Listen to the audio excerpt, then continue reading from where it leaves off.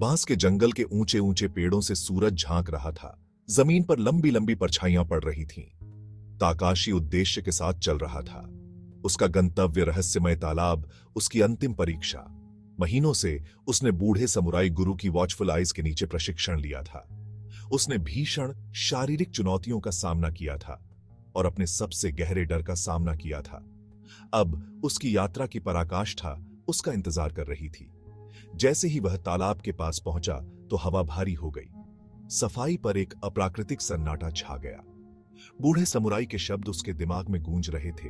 The pond reflects the soul, face your darkness and emerge a true samurai. Takashi ने एक गहरी सांस ली, खुद को अज्ञात के लिए तैयार किया। वह समाशोधन में कदम रखा। तालाब उसके सामने था। इसकी सतह शीशे की तरह चिकनी थी। यह 1000 रत्नों की तरह चमक रहा था, जो छतरी से छनकर आती सूरज की रोशनी को दर्शाता था। ताकाशी पानी के किनारे पर घुटने टेक कर बैठ गया। शांति की भावना उस पर छा गई। वह जानता था कि यह कोई साधारण तालाब नहीं है। इसमें एक ऐसी शक्ति थी जो उसे इशारा करती थी और उसे डराती भी थी। उसने अपना हाथ ठंडे पानी में डुबोया। लहरें फैल गईं, उसके प्रतिबिंब को विकृत कर दिया। जैसे ही उसने गहराई से देखा, लहरें कम हो गईं और एक स्पष्ट छवि उभरी। लेकिन यह वह प्रतिबिंब नहीं था जिसकी उसे अपेक्षा थी। यह उसके डर, शंकाओं और असुरक्षाओं का एक घूमता हुआ भंवर था जो उसे घूर रहा था। उसकी सांस उसके गले में सिमट गई। उसकी पिछली असफलताओं और पछतावे के चेहरे ने उसे प्रतिबिंब की गहराई से चिढ़ाया। उसने अपने पिता की आंखों में निराशा देखी, वह दर्द जो उसने अपने प्रियजनों को दिया था। हर याददाश्त उसकी कमजोरियों का एक गंभीर अभियोग। ताकाशी दृश्य से पीछे हट गया। भागने की इच्छा प्रबल हो गई। लेकिन बूढ़े समुराई की आवाज उसके दिमाग में गूंज उठी। To conquer your demons, you must first acknowledge them. Takashi ने अपनी आंखें बंद कर लीं। अपने भीतर के उथल पुथल से जूझ रहा था। वह अपने भीतर के अंधेरे के आगे घुटने टेकने के लिए बहुत दूर आ गया था।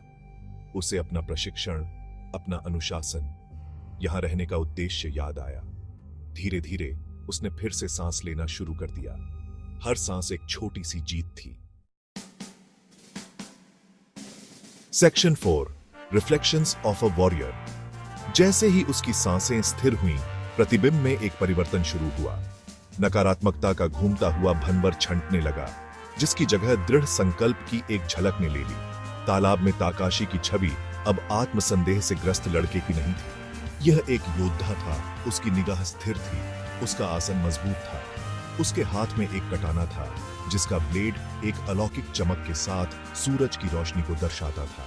वह विस्मय में देखता रहा, जैसे तालाब में मौजूद योद्धा हिलता है। कटाना के प्रत्येक प्रहार के साथ उसने ताकाशी की चिंताओं और आशंकाओं के अवशेषों को दूर कर दिया। हर गति के साथ वह और अधिक वास्तविक, अधिक शक्तिशाली होता गया। ताकाशी ने महसूस किया कि योद्धा उससे अलग नहीं है। यह उसकी अपनी आत्मा का प्रतिबिंब था, जो उसके परीक्षणों और क्लेशों से गुजरा था। Section 5, the journey begins. Takashi तालाब के किनारे से उठा।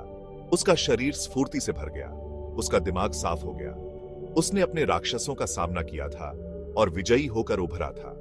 तालाब की यात्रा भीतर की यात्रा थी, अपनी ही आत्मा से टकराव था। वह अब बूढ़े समुराई के शब्दों का सही अर्थ समझ गया था। एक सच्चा समुराई वह नहीं होता जो भय से रहित हो, बल्कि वह होता है जो उस पर विजय प्राप्त कर लेता है। वह बांस के जंगल से होकर वापस चला गया। सूरज की रोशनी एक आशीर्वाद की तरह नीचे गिर रही थी। वह बूढ़े समुराई की झोपड़ी में पहुंचा। उसके भीतर से शांति की एक नई भावना निकल रही थी। बूढ़ा गुरु बाहर बैठा था। उसके अनुभवी चेहरे पर एक जानकार मुस्कान थी। सेक्शन 6, अ ट्रू सैमुराई। बूढ़े समुराई ने कहा, यू हैव रिटर्न्ड। उसकी आवाज मुश्किल से फुसफुसाहट थी। I have seen my reflection master. Takashi ने नीचे झुकते हुए उत्तर दिया। बूढ़े समुराई ने सिर हिलाया। And what did you learn? मैंने सीखा कि एक सच्चा समुराई निडर नहीं होता, बल्कि वह होता है जो अपने डर पर काबू पा लेता है।